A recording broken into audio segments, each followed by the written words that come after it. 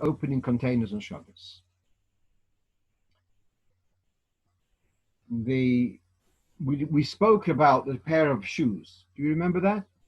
The pair of shoes which are sewn together, and it's rather hard to walk to shul with a pair of shoes where the right and the left are sewn together. Remember that, yeah? So what we said was that one of the Rishonim, Rabbeinu Yoel, says you are allowed to separate them because they were lechatchila made.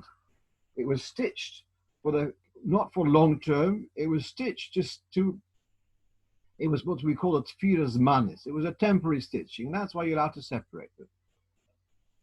On that basis, we have a heter also to separate, to open a packet of sugar, for example, where the stitching of the packet of sugar was there only temporary. What about the back of a suit? Yeah. The back of what? A suit jacket usually has a split in the back, which is sewn together with a small thread, and you're supposed to open it when you get it. Right. All right. You'd be potter if you'd do it, if you'd cut it on Shabbos. But I wouldn't. There's a difference between the need for food and the need to separate the back of your jacket. I'll tell you where, leave it till after Shabbos, yeah? If you remember last week I told you it's a machlokas harishonim. And so, all right, we rely on Rabbeinu Yoel when necessary, but if it's not a need, one shouldn't go for that. You can see what I have in my hand. Yeah? So the packet of cornflakes at the top here, this is stuck with glue. Was that packet stuck here le'olam or only temporary? Temporarily. So then, if necessary, yesh lehokel, to open it on Shabbos. What about this side of the packet? It's stuck there permanently.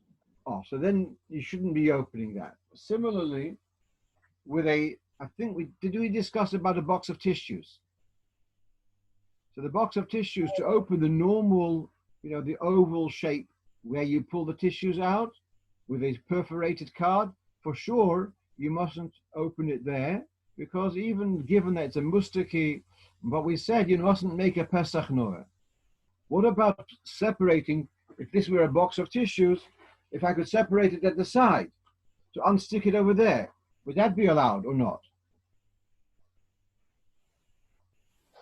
Yeah. Why, what do you say? No? Because it was glued temporarily. No, actually it wasn't, because you're supposed to open up from the top. Right. So the design there by the tissue box is the sides should be stuck le'olam. So you wouldn't be allowed to separate to cut it over there by the side. So that's quite tricky, yeah? So the part that's kind of, Levi, are you following? Levi Sudak, are you following? Yeah. Okay. So this is where we have the difference. Some kind of packets are in the same packet. One side is going to be le'olam, which you're not allowed to open, and the other one is only temporary. Okay. But what about the packet itself inside, like the cornflakes that has the bag? Talk about this now. Yeah. Oh, so you're there, machshavas. You knew that I was going to talk about the next thing. Okay, so we have here now a packet. How does the cornflakes get into this piece of plastic? Now, with the flour, I discussed last week, that they have bags, and then the paper bags travel along a conveyor belt, and then as it comes onto the pipe, X amount of flour is put in. The way these work is the following. Imagine you've got a conveyor belt, and you've got a flat sheet of plastic. It's a flat sheet. And it travels along, and then 250 grams of cornflakes are plonked onto this sheet, moves on, and another 250 keeps on, yeah? And as it goes a little bit further, then the machine picks up the sides of the plastic and makes this seal, and then it also come down and seal both ends and create a sealed packet. Got it? Does that make sense? So my question to you is, this packet, was it ever a bag before it went through the conveyor belt? No. So now, let me compare this to, you all have in your houses probably rolls of black sacks for the dustbins, correct? Are you allowed to rip off a bag from the roll of bags? No. Why not? Because these sides were it's like tearing tissues. Because like on tissues I have a certain line, and also on the rubbish bag also has a line. So it's like ripping exactly on the thing, and there's also like a orange line. So what's the issue? What are they? Tearing. Okay, anyone else? And Pesach Noel. Very good. Very good. It's not only is it Pesach Noel, it's a bit more than that, because it wasn't a bag and you created a bag. You created a keli. So how come by toilet tissues? It's not like a Pesach Noel. There's no keli, so why not allowed to rip it? Again? Toilet tissues. There's no Pesach Noel. There's no A box of tissues? Keli. No. Tissues on a roll? Yeah. Tissues on a roll is less of a problem. Mm. We'll discuss that soon, yeah? But meanwhile, we have here Isa to make a bag. So let's say you have a roll of plastic bags for sandwiches, etc. To rip off bags and to create bags is for sure that's creating a keli, which is not allowed. So here, let's finish off with the cornflakes bags. If I am right, this was never a bag. So when on Shabbos you want to cut it over here to be able to get your cornflakes out, you have now created a bag because it was never a bag before. If you remember, the Chaznish idea was that a can is not a can. It's not a keli. I don't agree with him over there, but here, this bag was never a bag. So by cutting it in the normal way, you created a bag. So what's the answer? Always prepare before. One is a good advice, do it before Shabbos, which I will endorse. It's a good idea. But if not, what do you do with such a bag? You don't want to create a bag. So how about slashing it in a little hole before Shabbos. crazy way? Pardon? Shai, I didn't hear what you said.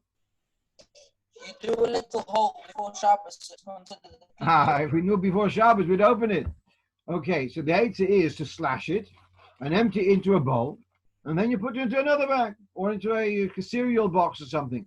So in a way, you can get your cereals without creating a bag, but just by slashing it in a bit of a wilder way. Well, of course, it's better to do it before Shabbos. Okay, now. The same applies to crisps and fizzly and stuff like that. Yeah, I think so. Packet. I think so.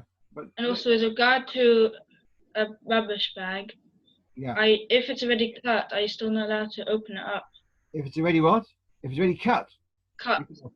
Are you still not allowed to open it up? you are allowed to. Are you? If it's already been separated, yeah, you're not creating a bag. All right.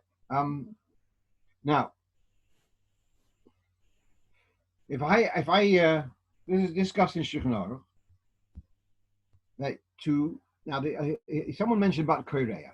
I want to tell you something. The Alter Rebbe has a chiddush that he says that koireya is only when two things are stuck together.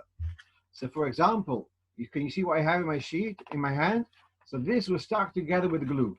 So if I disconnect it, that is koireya because it was stitched by glue. By separating where it was glued, that's koireya. But according to the Alter Rebbe, that is not koireya. Because koireya is, if you remember, is the opposite of toifer. Do you remember that? Look in the list of Damatis Melachos. Has koireya and hatoifer. So therefore, koireya is only where the stitching, according to the Alter Rebbe, tearing a piece of paper like that is not the issur of koireya. That doesn't mean you're allowed to do it. It becomes an issur of tikkun. Of tikkun keli. The moshel, I've got a piece of tissue. I'll show you a square meter. Yeah, I've got a square meter of tissue, and I want to blow my nose. I don't need such a big tissue for my nose, yeah? So I want to tear off a piece like this size, and then I use it for blowing my nose. Or I want to wipe the table, and I've got a tissue, it's on a roll. I don't need the whole table, I don't need the whole roll to wipe the table, yeah? So if I want to tear off a piece to make it more convenient, that is a tikkun. A tikkun keli is not allowed. So therefore, to tear off a piece of silver foil or to tear off a piece of paper is not koreya. It does come under the issue of tikkun. Shai, you wanted to say something? Yeah, you said about the cereal box, the cereal bag inside the box. If you tear it up through the middle, so it's not a cake, that's okay. Yeah, but don't tear it on the seam. That's going to be going to Korea. You just slash it. And the same thing, by the way, the same thing with, let's say, a packet of matzah. You take out a machine matzahs from a bag, it's going to be the same thing. By cutting it from the top, you've now created a bag. But if you just slash it, so then you haven't created a bag. Okay, so let's come back. Zalman, is that your hand up? Zalmi? All right. So now what we're talking about paper off a roll. To tear paper off a roll is not an issur of tikkun keili mamish. It's issur drabonon. So now what happens if you are in a position where you don't have cut up paper? From a house, make sure before Shabbos you have cut up paper, yeah? What happens if you're in a position you don't have cut up paper?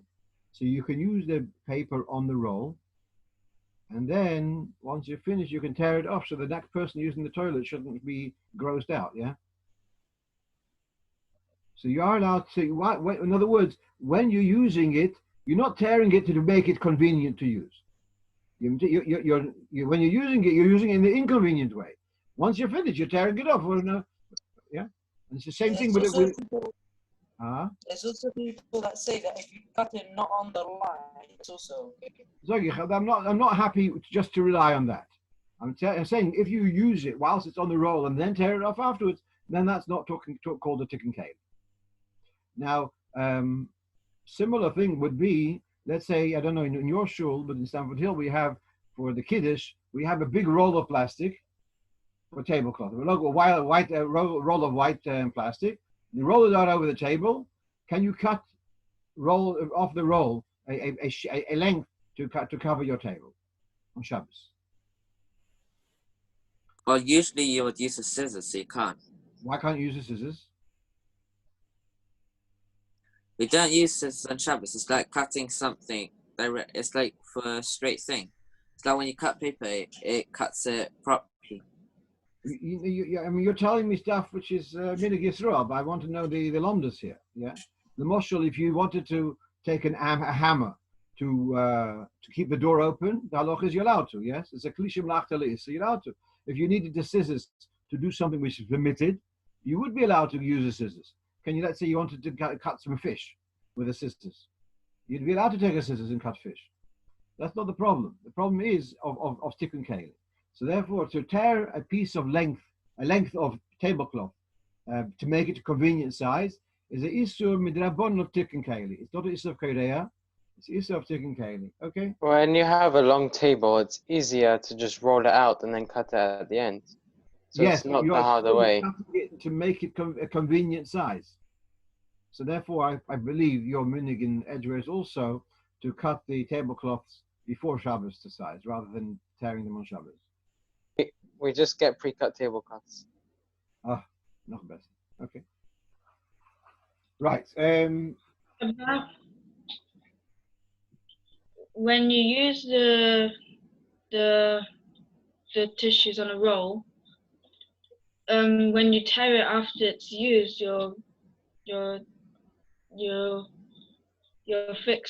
it's like ticking for the roll that's not used yet. It's not really. It's not making any tikkun. It's not making the roll more convenient. All you've done is you've taken away something offensive upset to offend anyone. But you haven't made a tikkun. It's not any better. If you tear a piece of silver foil off a roll because it was dirty, that doesn't mean the rest of the roll is now better. Yeah. All right. Of And course, also, we do it before I heard Shabbos. that, But this, if you're stuck, it's good to know this stuff. and I heard that even once you use the tissue ready, you shouldn't cut on the line. You Right. shouldn't tear it on the line. Because then it's more of a tikkun. Right, let's go on. A tub of yogurt, a tub of, you got these salads, salmon pate, etc. Come like a tub, and then it's got a silver foil seal. So then, tearing those off, again, we can rely on that opinion that it's stuck only temporarily. Alternatively, you cut into the foil and you get your food out that way. When it comes to a jar of coffee, it makes it a little bit more complicated because the word Nescafe is written about 150,000 times, and therefore you're going to have a problem of cutting through the writing. And you're not allowed to cut through the writing because that's a form of mechika, of erasing writing. But let's say something like yogurt or something, you could take with a knife and cut through the silver foil. That's not a problem. It's not korea, and probably that's preferable to kind of ungluing it, because that comes an issue of korea, a chashash of korea. Right. We went through. Did we discuss last week about the jars, the tubs of the cartons of juice,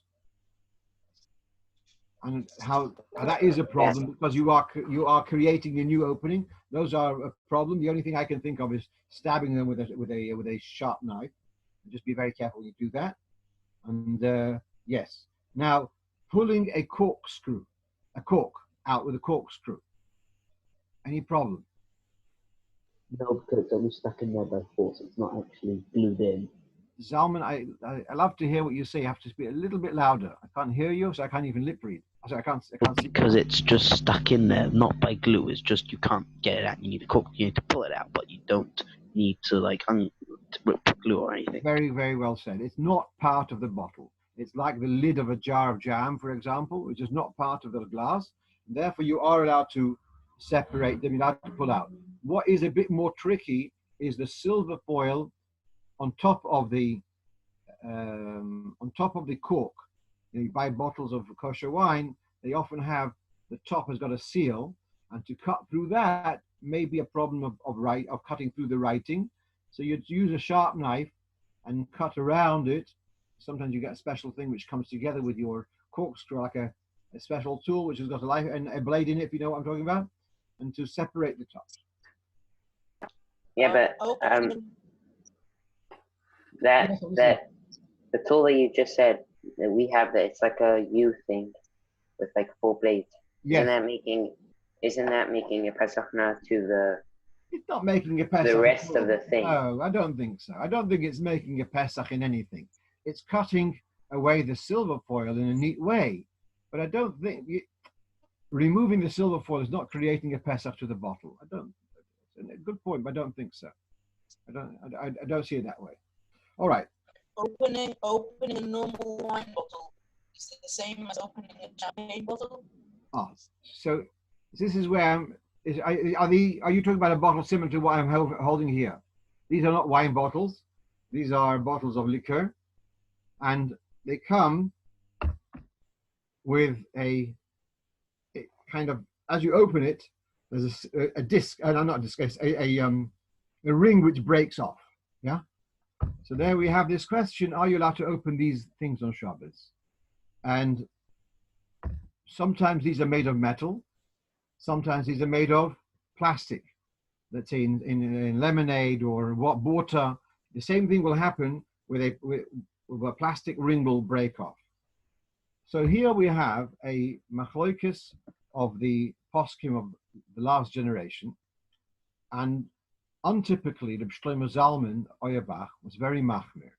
He felt that this, as it is now, see this lid? You can't use it now because it's stuck. When you break off this piece, now you created the lid. Now you can use it. You can use it here, you can use it there. So he felt that by opening it, you've broken off, and now you've created like a gemar melocha. And now you made the lid into a lid.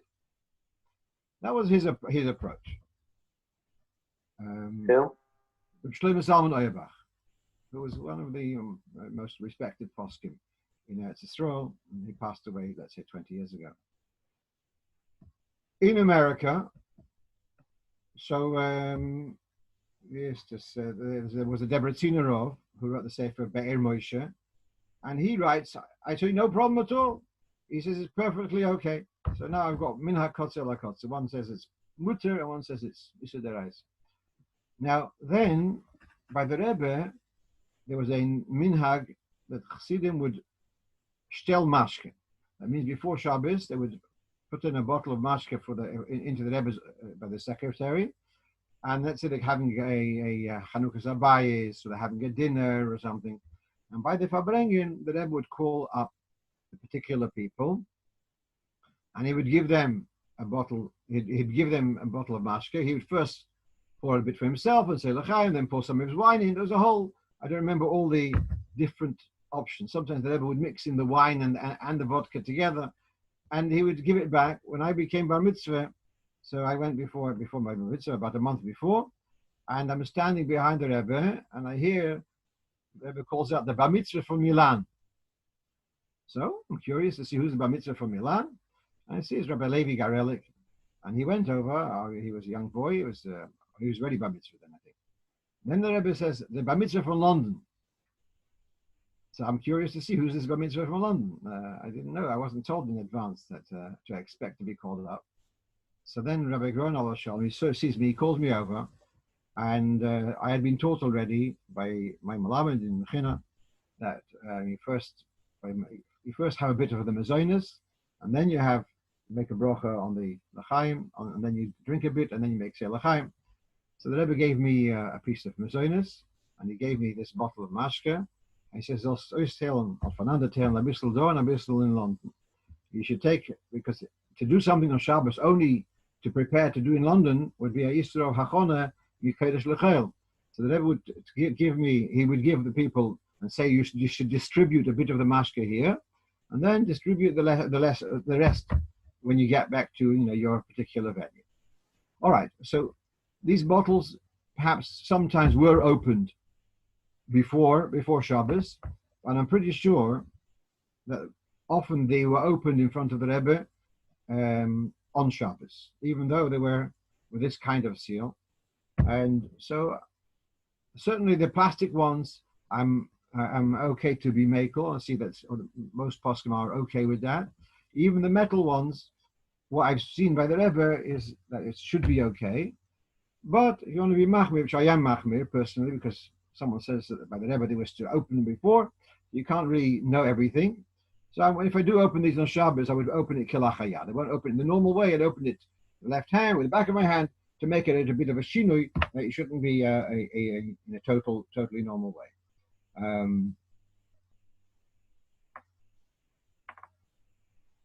Just one interesting thing.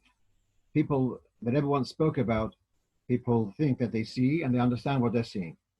So when it was Tovshin Mem Aleph, it was Birkas Hachama. And there was a whole discussion, do you make a Shechionu on Birkas Hachama, or is it a Sofik? And if it's a Sofik, then you should put on a new garment or have a Pri Chodosh. And people saw that the Rebbe said Shechionu. So they came to the conclusion that the Rebbe holds that on Birkas Hachama, you say Shechionu, you don't need to have a Pri Chodosh or Beged Chodosh. About 4 months later, the Rebbe makes this comment. People see things and think they know what they're seeing, and they come to conclusions. They said, I mentioned this about Birkas Hachama, and they didn't notice that I was wearing a brand new kapota. So when he came out on that, whatever it was, Wednesday morning, he had a new kapota for Pesach, and he was wearing it. So he made a shechion on the Beged Chodosh. So, what you see by the Rebbe, not always you understand what you're seeing. So it's not a solid raya. But at any rate, it's a shtickle smachidus. So, okay, I'm going to stop here, unless you want to ask some particular questions. You're all happy? Good. Okay. Seid alle gesund, and I'll see you again on Thursday evening. Right.